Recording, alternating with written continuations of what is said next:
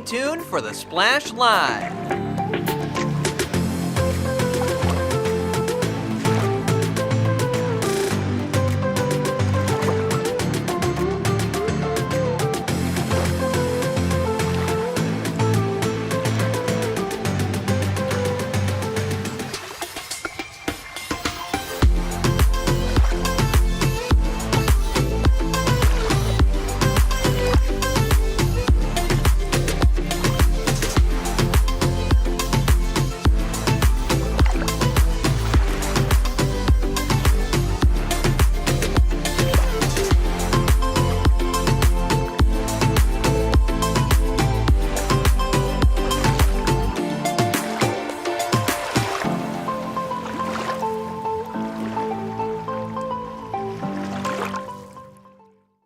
It's time for the Splash Live from Civic Center TV, featuring stories from and about people like you in the Greater West Bloomfield area. Simulcast on cable, 89.3 Lakes FM, social media, and the web. Now live from Green Media Center on Walnut Lake Road, it's the Splash Live. Live, local, social, it's the Splash Live on Civic Center TV and 89.3 Lakes FM. I'm your host, Tyler Keefe, thanking you for joining us and for always tuning in and following along on our website on civiccentertv.com and across our social media. Our top stories from over the weekend all surround some prolific basketball teams that we have right here in Greater West Bloomfield. Both Orchard Lake St. Mary's boys and the West Bloomfield girls basketball teams both still defending their 2024 Division I state championship titles. Kevin McIntosh from our team was out in Rochester later on last week as the Eaglets continued their run through the regional finals. Here is that story. I'm here at Rochester Adams High School, where the intensity is fierce for the showdown between Orchard Lake St. Mary's and Waterford Mott. Both teams have showcased exceptional talent this season, making tonight's matchup one to watch. Just from the start, we knew they were going to be a physical team. We knew that it was going to be a scrappy game. We didn't play our best offensively. We played pretty good defensively, but didn't play our best offensively. But, we were still able to come out with the win, and we really wanted to attack inside, which that's kind of my specialty. That's what I do. So I was able to get some free points and get some good defensive stops. Despite facing a tough physical opponent, the team managed to push through with strong defensive plays and a focused strategy. But even with a solid defense, it was their ability to capitalize offensively that made the difference. We spoke to some Orchard Lake St. Mary's supporters to find out why this win was so significant. Because the core of most of the core kids on the team have grown up together. And they're all going to graduate this year together, so it makes it a little bit more special to parents. A lot of parents have been on trips playing travel ball and all this stuff together, and the kids are kind of growing up kind of like brothers, so that's what makes it a little bit more special. Well, we're following up on that state championship. Had some injuries, but we played great defense, and basically it's just part of St. Mary's culture. As the team continues to build on their success, their recent back-to-back regional championships have been a testament to their hard work and dedication. For many, including senior forward Jaden Savory, this is just the next step towards their ultimate goal. Yeah, it's our back-to-back regional championship. Actually, for me, it's back-to-back, but for them, they won it like the last 3-4 years. So, it's been good for the school, good for the community. That's the standard at Orchard Lake to go and win championships. So looking to repeat state championship. With both teams eager to advance, tonight's game gave all the action that we expected. Fans from Orchard Lake St. Mary's are ready to advance through the postseason to attempt to repeat as state champions. From Rochester Adams High School, I'm Kevin McIntosh, Civic Center TV.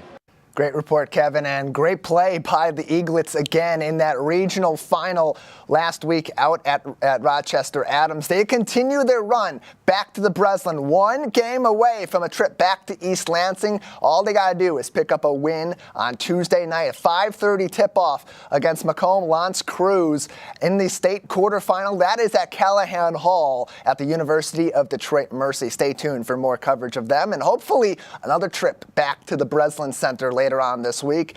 where they'll have a chance to go 2 for 2 over the last couple of years, bringing home state titles. Congratulations to Coach Covert and the entire Eaglets team on the big victory late last week.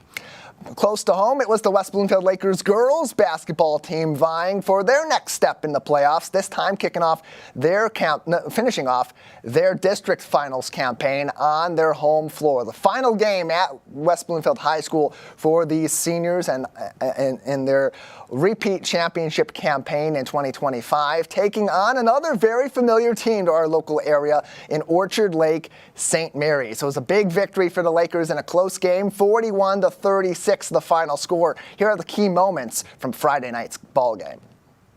Another Orchard Lake Road showdown in MHSAA playoff basketball. This time it's the girls playing for the district title. West Bloomfield forces an efficient Eaglets team into an early miss and follows it by getting London Hall to the charity stripe. Lakers strike first. St. Mary sees pressure in the passing lanes and the Lakers shut down their shooters, but that's until Allie Crichton drives it, kicks it to Reese Holton in the post, who gets sent to the line and hits 2. 3-2 Lakers early on in this contest. Shortly after, Breasia Gamble-Jones in the corner turns on the spin cycle up top to Ava Lord for a long 2. Lakers expand the lead to 3. But then it's St. Mary's turn. In the corner, it's Stella Puda to tie it up, but not so fast. Brianna Gamble-Jones answers with her own triple. It's 8-5 Lake Show. Next possession, Gamble-Jones turns on the Jets, and it's Ava Lord with a nice putback, leading the team in scoring just over midway through the first frame. Eaglet shooting woes and turnovers lead to Laker opportunities, but after a Sheridan Beal no-go from 10 feet, Holton hits a long 2-pointer to bring it within 5. A couple final chances for the Lakers are no good, and it's 13-8 after 1. On to the second quarter, the Eaglets can't find a shot under the Laker pressure. Breasia Gamble-Jones attacks the hoop to force a foul. Lakers strike first again. Then it's Brooke Shockey taking the rock baseline and gets it to the stripe herself. She goes 0 for 2, and Gamble-Jones goes right back to her sweet spot. She scores, and St. Mary's has to talk it over. Lakers up 16-8. Later on, Lakers up 7, Breasia Gamble-Jones hops to the bank for the deuce. Then for the Eaglets, Puda finds a screen and a seam, takes it to the cup, and stops the St. Mary's cold streak. But Ava Lord won't be denied, lays it out to get back to the line and maintain the 7-point lead. Lakers leading 24-17, and they'll take that to the half. 16 minutes of hoops to go, both teams struggling with ball handling, but not with hustle. Shockey grabs the board, kicks it down to Holton. Eaglets end the drought and strike first in the third period. A minute later, London Hall puts it on the floor, the backboard, and through the net for the Lakers' first points of the half. It's 26-19. India and Summer Davis liking what they see from their alma mater, probably even more when Ava Lord, the senior, beast mode, and 1. Next Laker possession, she's right back at it. Another drive and lay-in for number 4. Lakers finish the third up 14, but the tide was about to turn in Orchard Lake's favor. Kicking off the fourth, Allie Crichton gets the putback. Eaglets get a stop and a steal and some points, kicking off the fourth on a run. Off a timeout, another stop and score brings it back under 10, 33-25 Lakers. Orchard Lake would keep chipping away. Allie Crichton from the corner drills it, and all of a sudden they go from down 14 to just down 5 with under 5 minutes to play. Lakers and Eaglets then trade triples from Lord and Shockey, but then Brooke Shockey takes over and gets to the line. It's 38-35 West Bloomfield with under 3 minutes to go. Coach Mack wants to talk it over. Orchard Lake continues their surge back, forcing a turnover, but then just off iron from 4 feet to try to tie this thing up. 1 minute to go, last stand for the showdown and for Orchard Lake. Lakers talk it over, play keep away, and Gamble-Jones gets intentionally fouled. Gut check for the senior star, and she answers the call, netting both at the charity stripe to make it 40-36 with 37 seconds to play. Off a timeout, St. Mary's goes for it all from 3, and it's a no. West Bloomfield holds on and takes home the trophy. Final score 41-36. The Lakers advance to their 4th consecutive regional semifinal. They'll head to Lapeer on Monday for a 2024 state finals rematch with Grand Blanc. That's going to be a very exciting game tonight. 5:30 tip-off at Lapeer High School between West Bloomfield and Grand Blanc. That 2024 finals rematch. One of those two teams that made it all the way to the final game of the 2024 season will see their final game here in 2025. For the Lakers on Friday night, the player of the game, no argument there. It was Ava Lord. 17 points for the Lakers, leading the way all throughout that contest. I spoke to her after the game about what she believed were some of the keys to that big victory over a strong Orchard Lake St. Mary's team. We stayed on our feet. We made sure we get through the screens and everything like that. We just made sure to move our feet and make sure we don't get in big foul trouble. I mean, we got into a little bit of foul trouble, but we make sure they didn't shoot the ball. Our number 5 on our team, Brianna Gamble, she stayed on their number 5, so she didn't get any shots up. This is a big win in the process for you because now you move on to the regionals. You're a couple games away from getting back to the Breslin. As a veteran who's won a state title with this team just a year ago, how important is this and how much are you emphasizing the importance of focus to the younger players as you get through these next couple of games and try to end next week successful?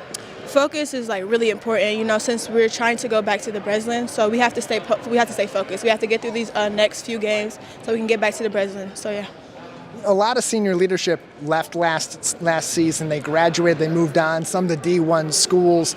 How has it been for you and the other upperclassmen to take over? Those are big shoes to fill, a lot of pressure coming off a championship year. How do you feel like you've been able to adjust to those roles? We just stepped up. We started to believe in ourselves. We started to take that leadership role. So we just implemented that into, the season and everything like that. So I think that's what got us here.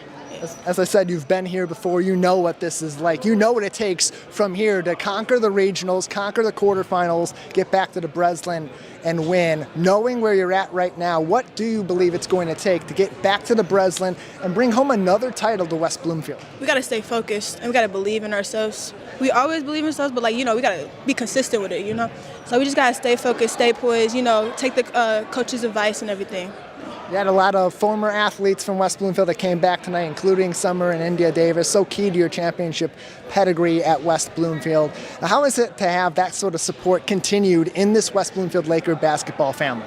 I was very happy to see them, actually, so I'm glad they came to support us all the way from Georgia. It's a big, big drive, so yeah. Great to have their support at that game as well, and it was a great game to go watch these Lakers. A lot of adversity later on in that game. They pulled away for a bit. It got back to being a close game again, something more along the lines of what was expected from that district finals game between West Bloomfield and Orchard Lake St. Mary's. Nonetheless, Coach Darren McAllister thrilled to pick up another big win in the month of March. That's what this team prepares for all season long. I spoke to him after the game, and he agreed. Preparation was the big key to that victory on Friday. Well, I think the biggest thing that helped us was the fact that we had a great scouting report. Our coaches put together a great scouting report. We knew who the shooters were. We knew the spots that they were trying to go to. And at times, we were beating them to their spot. And, it was just a matter of us just sticking to the defensive plan. And we knew at times they were going to make a run, which they did. But we just stuck to the game plan. And at the end of the day, we were successful. At this point of the year, you're looking for some of your upperclassmen to step up in times of need, and really that player tonight seemed to be Ava Lord. How impressed were you with her performance that really was, at many points, a turning point for this Laker team? I'm tremendously impressed with Ava. I mean, she's been doing what she's been doing most of the year when we needed her. She rose to the occasion. She's been playing out of position, but she haven't complained about it. She just said, whatever you need me to do. So with her and Breasia Gamble-Jones tonight stepping up, it was just a phenomenal thing to watch. You had mentioned earlier on in the season, you described your regular season schedule as being, quote, brutal. How did that help you set up for these tougher matchups that were pretty even, like Orchard Lake St. Mary's, and what you'll see in the regionals? Well, at the end of the day, we set up a brutal schedule, especially in the month of December. I mean, at the one point we were 1-4. And a lot of people count us out, but we got to remember, that the road to the Breslin starts at 4925 Orchard Lake. Now, no matter how you chalk it up, that's where it starts. And we showed that today, and we showed the growth from the beginning of the season to now. And it's just beautiful to watch. But we still got a lot of work we got to do, so we got to get back in the gym tomorrow. Yeah, Division I is such a stacked division. It's really tough to win games, especially as you narrow down those teams late in the playoffs. What are you looking for from your Lakers squad to take the next step in the regionals and make a strong push back to the Breslin? Well, I'm just looking for them to do what we always done. Stick to the game plan, continue to work, trust each other, trust the coaches, and it'll all work out. That game tonight against Grand Blanc, their regional semifinal, 5:30 tip-off. If they win that game, they'll play again Wednesday night right back at Lapeer High School for a chance to go to the quarterfinals. That will be next week, followed by, if all goes well, another trip to the Breslin on Friday and Saturday of next week for the West Bloomfield Lakers girls varsity basketball team. Looking to bring home another state championship after an exceptional year in 2024, led, of course, by Summer and India Davis, two of the all-time great West Bloomfield Lakers basketball players, both boys and girls collectively, to ever come through those programs. They were at the game on Friday night cheering on this 2025 squad. I had a chance to talk to them a little bit about this year's team as well as their first season in the SEC playing at the University of Georgia. Yeah, I was definitely impressed. I was so proud of them, the way they fought and came back, never gave up. So I'm really proud of that. Just hope they carry that on. I'm proud of them, too. They fought back. And it was good to see them win and come out with a win for the district championship. Especially after losing so much senior leadership last season to both of you, Destiny, so many others, Kendall. These leaders on the team like Ava have stepped up. London has stepped up and really played a big role for this team. How important is their leadership going to be with this younger roster going forward? It's going to be very important. You need to have your leaders instead. And when they have it throughout this whole tournament, they should be good. These next steps tend to be the hardest for the team. Once you start to narrow down to the regionals, the quarters, you get onto the Breslin, you see the best of the best in the state. What does this team, in your opinion, have to do to take that next step and possibly repeat as champs? Definitely staying poised and still having that grit on this team and staying tough, not letting anybody rattle you. First season's out of the books at the University of Georgia. How was the adjustment for both? I'll start with you, Summer. It's a weird adjustment. We've learned different things on and off the court, but I think we adjusted well right now from now. Yeah, it's been hard, but we've been working hard, just staying on the court, on and off the court, just learning, being open ears, and it's been pretty good. What do you think is the biggest difference transitioning from the high school game to the college game, especially in the SEC? I would say, everybody says speed, of course, but retaining information because there's a lot being thrown at you. I think just knowing the reality of everybody being good and how hard you have to work extra to be just as good or even better. Great to catch up with both Summer and India Davis, as well as their family, all coming in to visit this West Bloomfield team while they're in town. Busy schedule all throughout the college basketball season, so they get a little bit of time back home to enjoy some family time. That includes their basketball family at West Bloomfield High School. Once again, the West Bloomfield Lakers continue their defense of the 2024 Division I state title game tonight, 5:30 p.m. tip-off at Lapeer High School. Stay tuned for more coverage of both the Laker girls and the St. Mary's boys right here on Civic Center TV and 89.3 Lakes FM. From the basketball court to the soccer field, even more highly accomplished athletes, some even with some Olympic futures perhaps. That includes Harper Rose Kirkwood, who joins us now on the Splash Live. Harper Rose, thank you so much for being with us. Thank you so much for being with us. All right, glad to have you on with us today as we talk about this big accomplishment of yours, making the Olympic Development Program state team. Now, this is a program that's available in all 50 of our United States. So what's this accomplishment feel like for you to be one of the top players in your age group right here in the state of Michigan?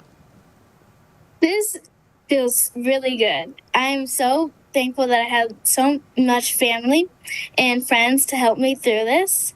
And I feel really good that I made the team. And so when did your love of soccer begin, and what drew you to the sport? So when I was really young, like 3 years old, I was just kicking the ball, and then my uncle was like, oh, wow, she's really good. And then when I was 7, I moved to a regular club team called the Warriors, and I was really dominating. So then I moved to DCFC, which I play for right now, and all my teammates and coaches are so nice, and I love soccer because I just get to have fun and play. And now you're going to get a chance to play at an even higher level. So how does that inspire you even further to have that increased level of competition now potentially on the rise for you here in Michigan? So for ODP, I feel really good that I made the team, and it's really big because we get to travel to a lot of places like Germany and Spain maybe, and I have a lot of tournaments coming up, and I think I'm just going to play really good and try my hardest. And so how does that experience now, as you said, the potential for travel to all these different places, you're going to get to see a little bit of the world well beyond our state of Michigan as part of this team. How does that excite you? I'm very excited because I always wanted to travel to Germany and London. So I'm really thankful that I get to travel overseas.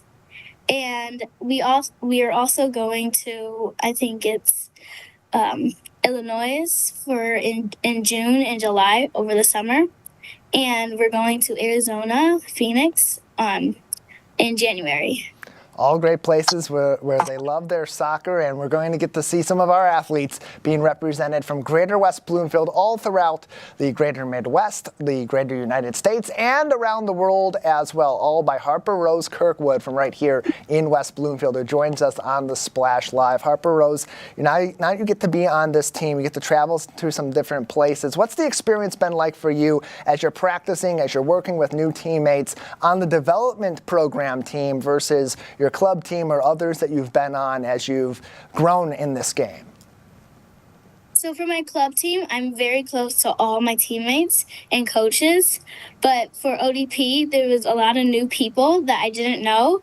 And over time, because we started in July till late February, I made a lot of new friends, and it's been different from my club team, but I just kind of grew on them, and now I'm like feeling comfortable now.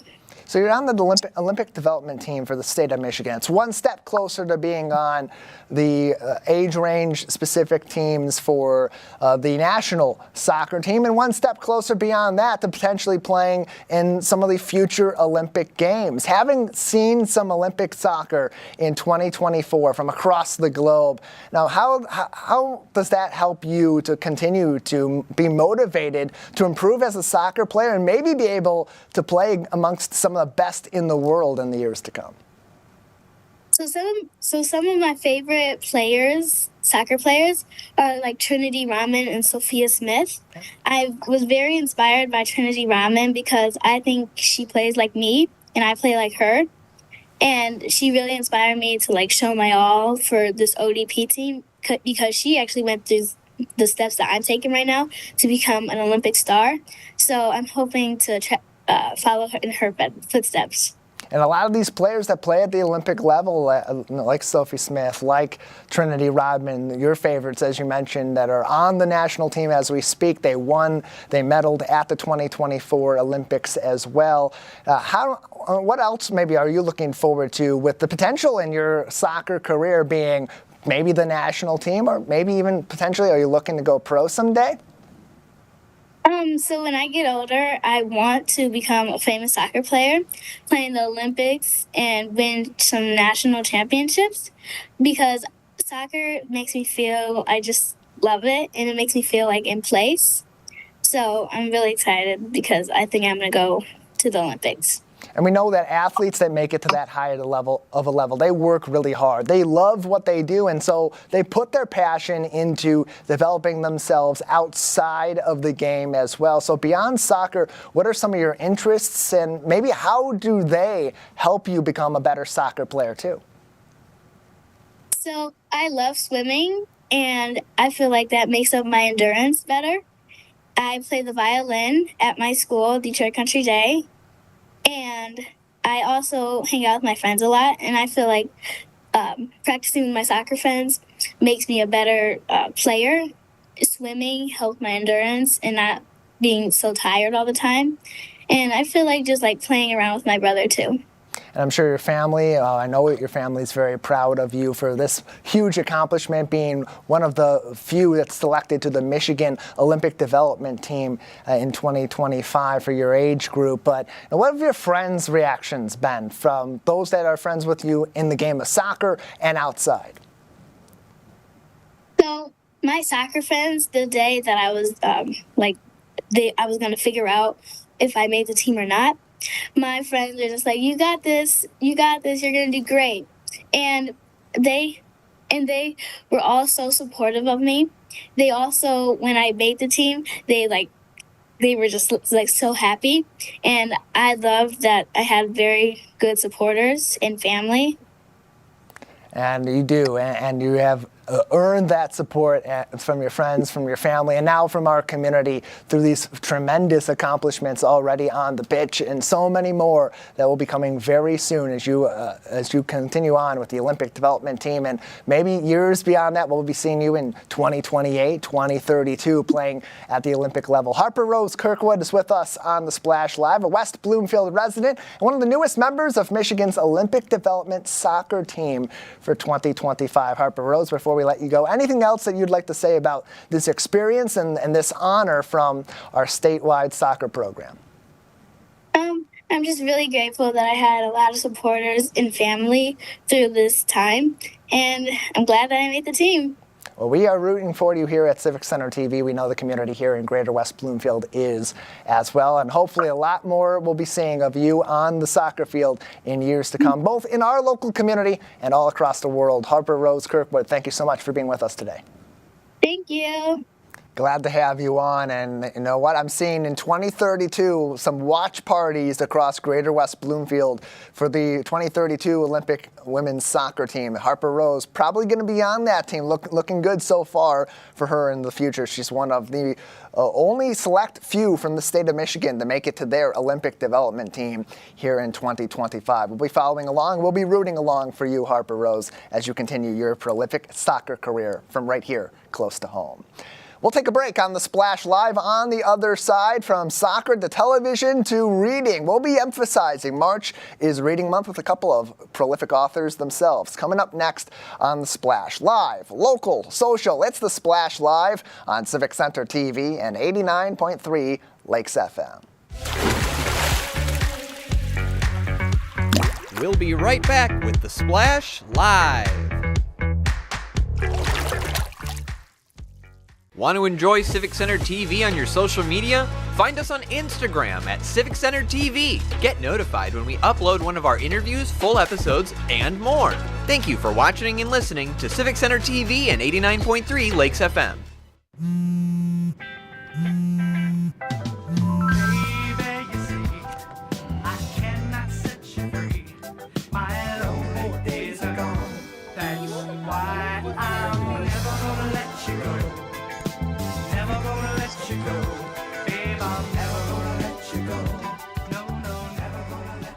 Here you go. Thank you. Thank you.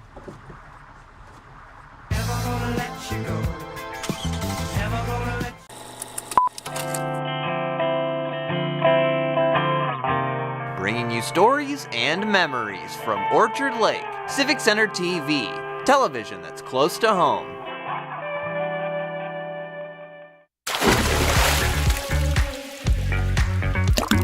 And now, back to the Splash Live. Live, local, social, it's the Splash Live on Civic Center TV and 89.3 Lakes FM. I'm your host, Tyler Kieft, thanking you for joining us and encouraging you to always stay tuned for more from our team at Civic Center TV and 89.3 Lakes FM. Follow us all across social media, Facebook at Civic Center TV 15, and then you'll find us everywhere else, Instagram, X, and of course our YouTube channel at Civic Center TV. Find all that information, all those links on our website on CivicCenterTV.com, as well as a program schedule to see all of your favorite shows playing each and every day on Comcast Channel 15 and on AT&T Channel 99. Close to home, a big debate of late across the Great Lakes state has been the role of cell phones in our classrooms. But right here in West Bloomfield Township, one of our local teachers already has a pretty stringent policy in place limiting or eliminating cell phone usage in many of his band classes. That is West Bloomfield High School Director of Bands, Jesse Sachs. I had a chance to speak to him about these policies he's enacted in his classrooms, how they're working out so far, and what role he sees cell phones playing in the present and future of education. For more insight is someone who's already got a policy in place in his classroom, West Bloomfield High School, Director of Bands, Jesse Sachs. Mr. Sachs, thank you so much for joining us. Thank you for having me. I'm happy to be here. Yeah, glad to talk to you about this because you're seeing the impact of cell phones and of social media on our classrooms each and every day on the front lines. You do have a policy in place in your classroom for your band students at this time. What is that policy? Right. So one of our classes has been putting their cell phones up in pouches in the front of the room. Each student's assigned to a number, and they place their cell phone up in the pouch. I think that's been a really beneficial policy, partly because band, or rather all fine arts, are so much of a team environment whereby each student's participation directly affects the success of the rest of the class. So if we're working on something and for an example, the clarinets are on their cell phones, looking at Snapchat or any other social media platform, and I'm working with another section, then the clarinets don't hear what's going on with the other section, and they, and their lack of knowledge or lack of understanding of the trombone part, for an example, is going to affect them. So the cell phone policy of keeping it up in the front of the room seems to work well. It definitely improves the student engagement, and it also sets a better precedence for students to be fully engaged and focused. In our upper level wind ensemble, students have been using their cell phones strictly as tuners. So there's definitely some benefits to having cell phones in the classroom. They use them only as tuning devices. So, I grappled with the idea of having students put their cell phones up in the pouches for our second hour, which is our upper level group, and replacing it with a tuner. The downside of that, though, is the batteries kind of get, they get dead, or I've lost some batteries, and I have to keep replacing those. So at that point, once they're in the wind ensemble, they're mostly juniors and seniors, and they're mature enough at that point to know. Whoops, my light went off. That's okay. It all happens. They're mature enough to know that, okay, our phone is exclusively used for tuning, and at that point, I really haven't had any issues. So it's a little bit different based on the class and based on their experience and knowledge of rehearsal etiquette.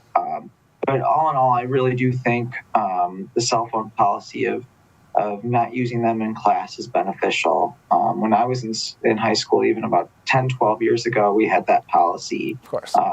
And I think with the rise in social media and cyberbullying and so many different apps, I think it's definitely a more valuable educational experience for the students to refrain from their cell phones and have that separation between their social media outlet as well as their educational outlet. So definitely a proponent of it. In the few instances, like I mentioned in our upper level wind ensemble, whereby a tuning app or some other type of app may be necessary during instruction, I really do see great benefit in refraining from phone usage. Jesse Sachs is with us. He's the band director at West Bloomfield High School. So we talk about cell phone bans in our classrooms, something that's being considered across the state, restrictions on cell phones in our classrooms and regulations on that may be coming down the pike from state Congress or from Governor Whitmer in the months or years to come, and also policies that are starting to be enacted in our local school districts. Jesse Sachs is joining us. He is the band director at West Bloomfield High School, who has a policy in place for cell phone usage in his as classrooms. It's a partial restriction on it. In some classes, they put them up in pouches, and in others, they use them for specific purposes related to the band class itself. So when you put this policy in place, Jesse, what was the initial reaction from the kids who used their cell phones so ubiquitously throughout their day, both in and outside of classrooms? So I actually instilled the policy of putting their phones up in the pouches at the beginning of class after many other teachers. So I think I received much less pushback than had I done it prior to the students being accustomed to this policy. I think they were a little bit surprised at first, but I kind of approached it with the understanding that it was in their best interest, in the class's best interest to get the optimal success. So I think for the most part, they've been very receptive. I allow them, when we take a 5-minute break, as our classes are quite long due to block scheduling, I do let them use their phone just during that break, and then they put them back in the pouches when we resume instruction. So again, yeah, it's worked well. And then in our wind ensemble, where the students use them for tuning purposes, I really haven't had any issues with students neglecting that policy. And at that point, they have a solid understanding of rehearsal etiquette. They've been in the program for a couple of years, so they're all more on board.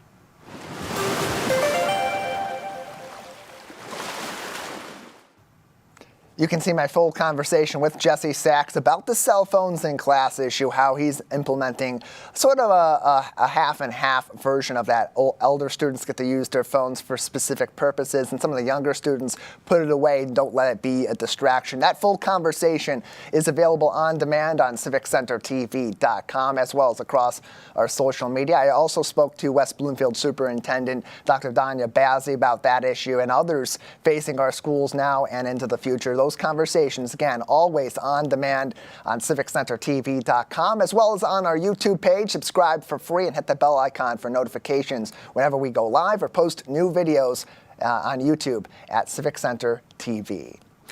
March is Reading Month, and one of the most prolific children's authors from right here close to home in Greater West Bloomfield is also one of its biggest TV stars. Mike McKinstry, you've seen him on our channel and others like the Discovery Channel on his show, The Basquatch Hunter, Fish Out of Water, but he's also the author of The Adventures of Seth Squatch, and he joins us now to tell us more about this great story on The Splash Live. Mike, thank you so much for being with us. Hey, thank you for having me again. I love coming on here. Yeah, happy to have you on to talk about this. We're in the month of March. March is Reading Month. We're hoping to get more kids to build a love of reading, something we know is really critical to them building their education and becoming well-rounded young adults later on as they go through their childhood. But from your point of view, you're a fisherman, you're a TV host and producer. You started a TV show to go through other people's professional lives and bring them into your love of fishing. But when did that transition to, I want to help the kids learn to love fishing and the outdoors, and turn that into a book? Yeah, so and this is probably my favorite question about my career, to be honest with you. It's my favorite part of my career is working with the kids and spreading the message. And what started happening was our episodes are so unique and so different. And, we were featuring WWE wrestlers and monster truck drivers and figure skaters and some amazing just people with incredible backgrounds. And it was reaching out to a lot of families. And I started noticing through all the kids camps that I do and all the stuff through West Bloomfield kids camps and stuff, I was noticing a lot of my audience was kids. I had a lot of young kids that would be like, oh my gosh, I watch your YouTube channel. I love your show. We watch it as a family. And they started recognizing like a lot of the parts of my show. And I had this, light bulb moment where I was like, well, how can I do something that's specifically for the kids? I want them to get the messages of the show, even if they're not watching the show, or a secondary, message from the show. And that's where the book came from, is the books are all based off individual episodes of the show. So each book follows along our character, Seth Squatch, and he meets new people and tries new things, and they're all based off real characters of the real episodes of the show. And so how do you tailor that to kids in this sense? Because you got to keep their attention, you want to build their interest, and it's a lot different to tell those stories than adults who see these things that you do on your TV show and think, this is cool because I've never explored that sort of career path. How do you tailor it to children? So the biggest way that I adjusted for the children's books was, so the TV show is visual. You can see it. So the children's books not being visual, it's a story. I wanted to make sure I did the best I could with the illustrations. And one of my really good friends and, former resident of the area here too, he's an incredible artist, Mr. Josh Ball. And when we first started talking about the books, I told him, I was like, these illustrations are so important because even if you can't read, I want you to see the story. You know what I mean? Like, this is a visual representation of the story. So part of it was the illustrations. It's a huge part of it. So, I have our first book right here, too. So as you can see, the illustrations, let's turn to a random page here. The illustrations are incredible. Whoops. Let's get this open here. Sorry. So the illustrations are incredible, and it really brings the kids like firsthand into the experience. The other part was the storytelling. I wanted to make sure that the book is interactive.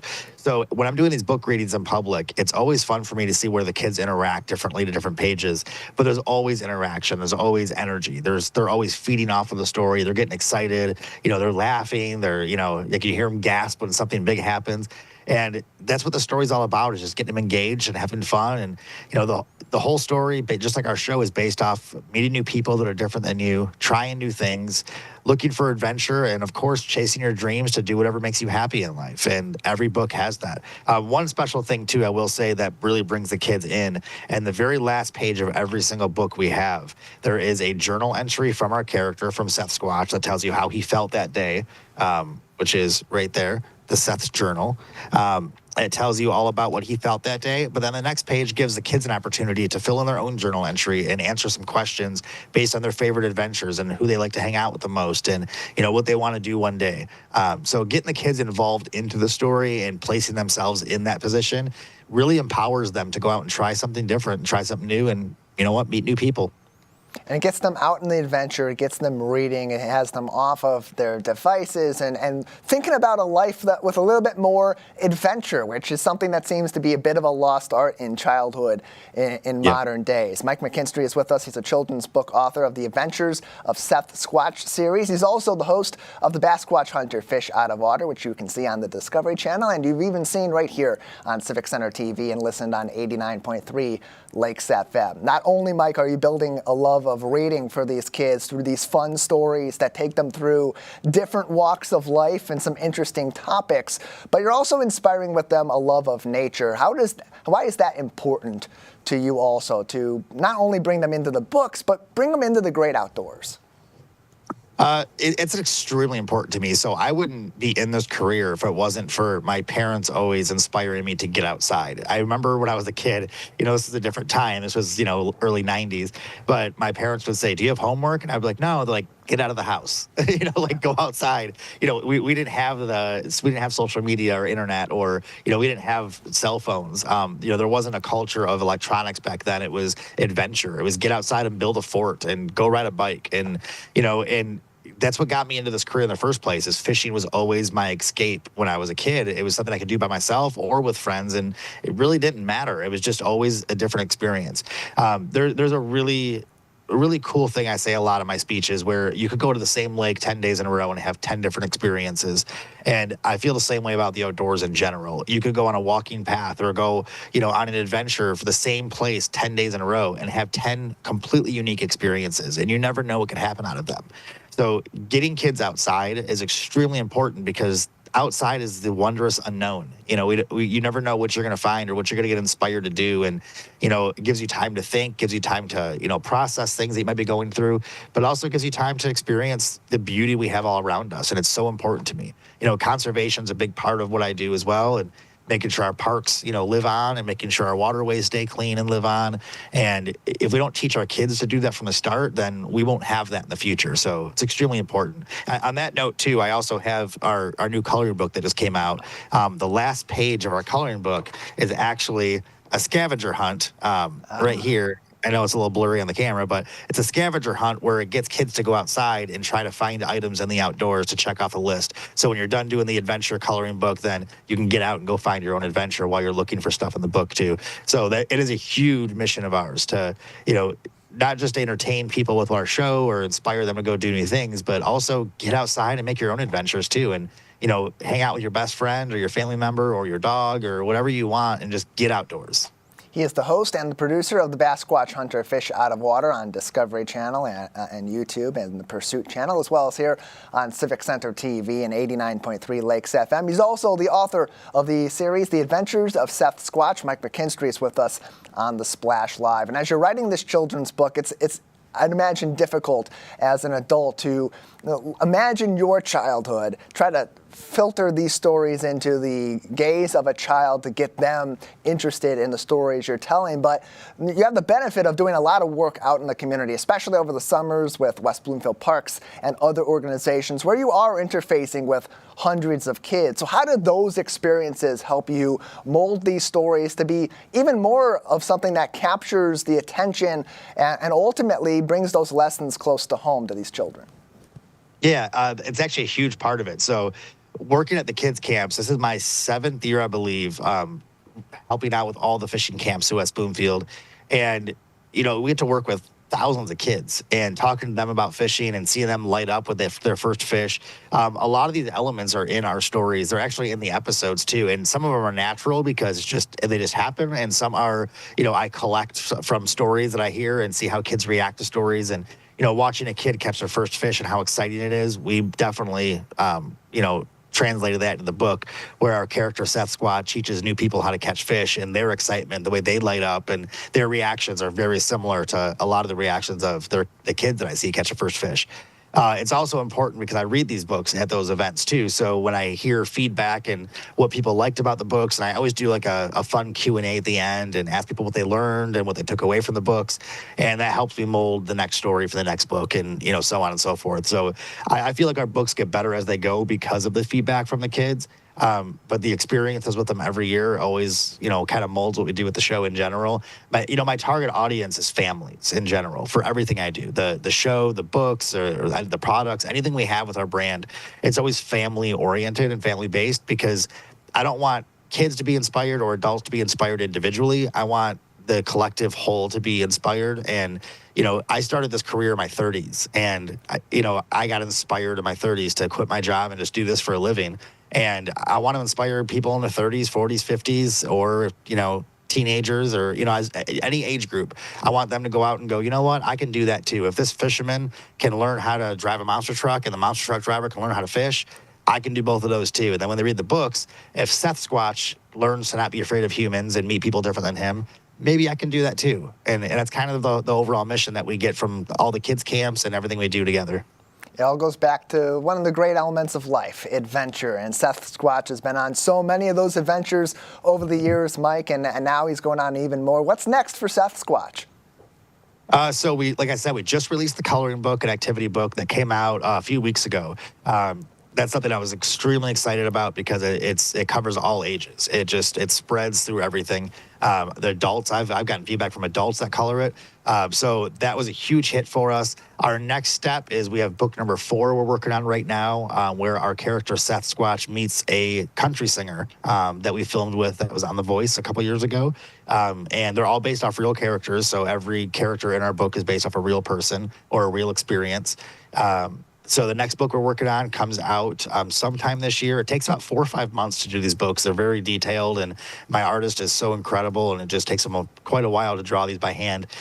So the next book is coming out this year, and then we have some surprises coming out later in the year as well that we're working on, and hopefully, knock on something, hopefully we can get them out by the end of the year. Knocking on the desk. It is made of wood, yep. So that does help in this scenario. Mike McKinstry with us. The Basquatch Hunter. You can find more information about the TV show and the adventures of Seth Squatch on BasquatchHunter.com. Mike, before we let you go, I asked you about where Seth Squatch is going next. We see the pictures on Instagram at the Basquatch Hunter of your adventures getting ready for your new season coming up. Give us a little bit of a tease. Where are some of the places you're going in this upcoming season? Oh, wow. So this season is absolutely amazing. I can't help but smile when I bring it up even because I can't believe what we're airing this year. So starting in July of this year, and these episodes will air all the way till next July. We have 12 months of airtime now. We have adventures that take us to the Atlanta Braves Major League Baseball team. I got to be a pitcher for a day and hit some pretty amazing fastballs into the outfield. We got to work with the top NHL player in the NHL right now, do a great hockey episode with some Detroit Red Wings and some other players involved. We got to do a LPGA golfer, this legend. She's incredible. We got to do some incredible stuff this year. We have our own Oakland County executive was a guest on the show. We got to show off some great things here in Oakland County. This episode or this season is just absolutely incredible. We have farming technology. There's just such a vast array of incredible adventures this year. It's our biggest season yet, our biggest guests yet, some of our most amazing adventures, and I can't wait to see where we go from here, but you do not want to miss this season. Every episode has something incredibly unique to offer. It'll be a lot of fun. I can't wait. We'll start putting out trailers and teasers and bloopers in about a month. We'll be looking out for those. We'll be excited for your new season coming up. The biggest season yet of the Basquatch Hunter. You can follow along on their Instagram page at the Basquatch Hunter or find them on BasquatchHunter.com. Mike, thank you so much for your time today. Absolutely. Thank you so much for having me. Glad to have you on. Mike McKinstry, not only a TV star, but also a children's author. The Adventures of Seth Squatch are also available on BasquatchHunter.com as we celebrate this being March, which of course is Reading Month. Keeping March's Reading Month close to home in Greater West Bloomfield, from adventures on the water to all across nature, learning ways that you can conserve our beautiful natural life here in Greater West Bloomfield and beyond. One of our local experts has written a couple of books herself on those topics. It's Sally Wenzel, who joins us now on the Splash Live. Sally, thank you so much for your time today. Good morning. Thank you, Tyler. Nice to be here. Yeah, nice to have you on. We've talked to you previously about your book, Let's Build a Rain Garden. Now you got a new one coming out, Dr. Buttonbush and Friends. Tell us about that story and what sort of nature lessons you'll be teaching in this new book of yours. Sure. Well, I'm hoping this is finally the year to publish this book. It's been, how do I describe it? It's been in the stew pot for several years, and I just keep adding things and editing and revising. And I really hope, well, it's about shoreline health and natural shorelines. And Dr. Buttonbush is a green frog who lives on the shoreline, and all of his friends come and hang out at his house, which is kind of like a little bohemian coffee shop where everybody comes to learn and drink tea and hang out. And really, 50%, according to Michigan Shoreline Partnership, 50% of Michigan shorelines on lakes are degraded. They're in bad shape. That's a lot. And shoreline health is such a big deal when it comes to water quality and lake health. So if you take these steps to nurture and care for your shoreline by planting native plants and reducing the amount of turf grass and fertilizer and naturalizing your shoreline, I hope that people learn that is going to equal a healthier lake for everyone to enjoy. And then how does your living here in West Bloomfield and all of our natural areas, especially the shorelines, we think about our mass of lakes here in the Greater West Bloomfield communities, how has that played into your inspiration for putting out this story and teaching these important lessons about the health of our shorelines in Michigan? Well, when I first moved to West Bloomfield from Ferndale, I was looking for nature, and I found it. And unfortunately, I moved onto a sick lake, and I quickly educated myself to figure out how to find the right medicine to make my lake healthy again. And in doing that, over the last decade, it's been almost 10 years now, I've taken classes, I've gone to webinars, and I've figured out that I could draw again. I've reignited kind of my art, and I made time for myself to do art and to do illustration. And I thought, okay, this is really needed in our community. So I wanted to reach a lot of people with my message. With the message I was getting, I wanted others to get that message too, about how important it is to maintain the environment out here. This is why people move here. It's why I moved here. And if we can get the kids, when they're young, and the adults reading to those kids, I think it'll reach far and wide. And you plant these seeds, in the kids when they're reading this information, and it just tunes them in so they pay a little bit closer attention to these issues.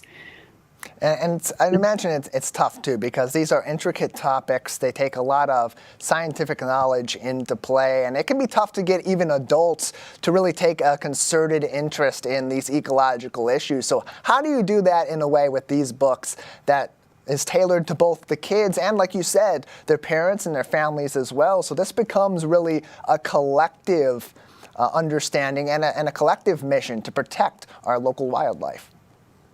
Well, you know how when you're watching a kid's movie and they slip in a little bit of adult humor, it kind of makes it more fun for the adults to watch too.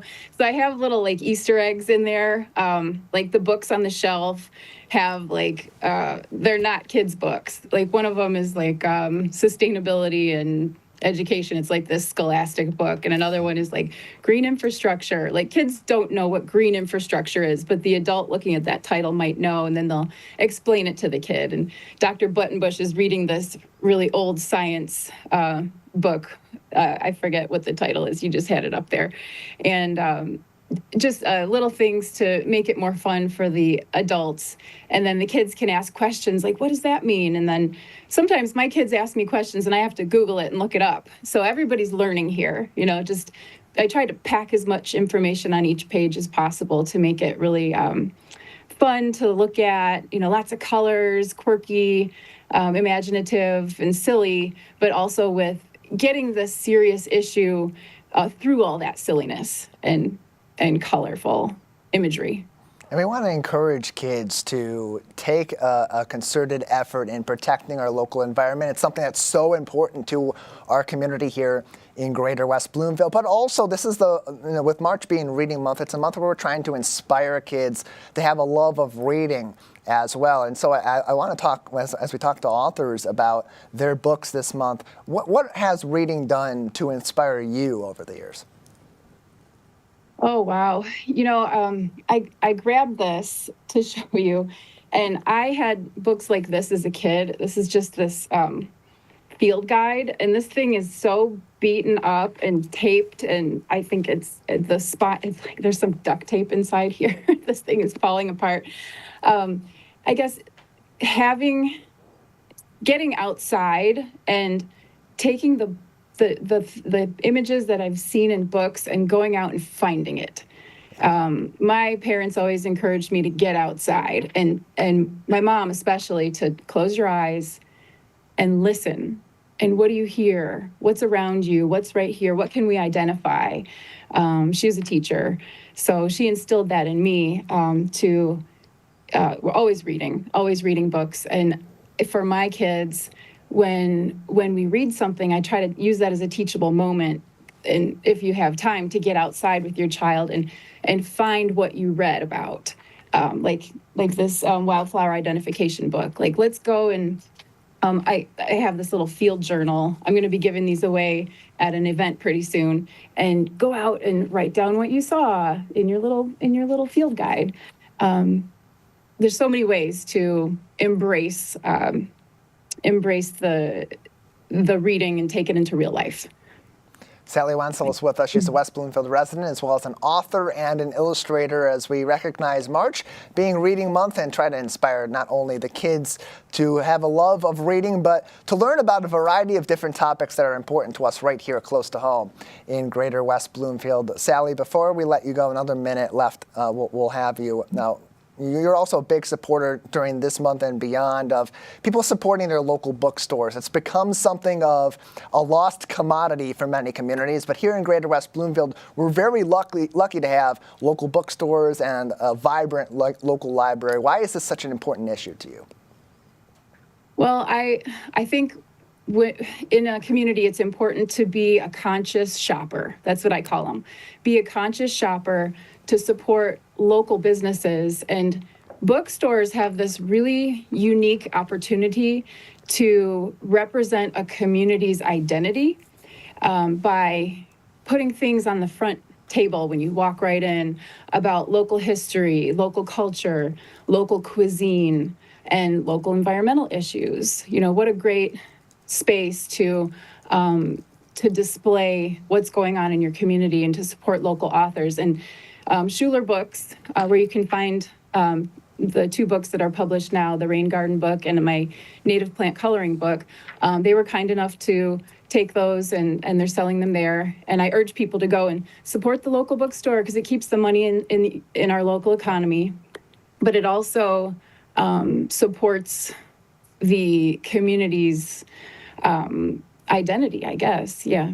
It's something that has been a big gathering place for people in Greater West Bloomfield. They love their local bookstore. It's been such an asset. They're such great community partners as well. So really nice to support them and have their support too. Sally, thank you so much for your time today. Thank you very much. Happy reading. Yes, you as well. Happy reading. March is Reading Month. Very happy to have Sally Wenzel with us. Not only a resident of our community, but also an author who has written books about very important topics to us close to home here in Greater West Bloomfield, supporting our local environment. Over the weekend, daylight savings time made us spring forward, lose an hour of sleep, but also regain a reminder that this is a great time of the year from our friends at West Bloomfield Fire Department to check in on some of those key items that help keep your home safe. Smoke detectors, carbon monoxide alarms, and of course, making sure that you have an escape plan for you and yours in your home. Check those smoke detector batteries. They should be checked every 6 months. They suggest daylight savings time, change of seasons. That's a great time to check in on those. Make sure they're working. Replace them if they've aged out. A good rule of thumb. If it looks like those smoke detectors or carbon monoxide alarms are starting to get discolored, might be a good time to consider replacing them. As you change your clocks, check in on those key items to help keep your home safe this time of the year and all throughout. More information and helpful tips from the West Bloomfield Fire Department can be found on their Facebook page at WB Fire Department. That is going to do it for today's edition of The Splash Live. I want to thank our dedicated crew, Calvin Brown, Ryan Younglove, and Jake Schaff at Master Control, as well as Kevin McIntosh out in the field. Make sure to follow us on social media, Facebook at Civic Center TV 15, as well as X, Instagram, and YouTube at Civic Center TV. Live, local, social, this has been The Splash Live on Civic Center TV and 89.3 Lakes FM.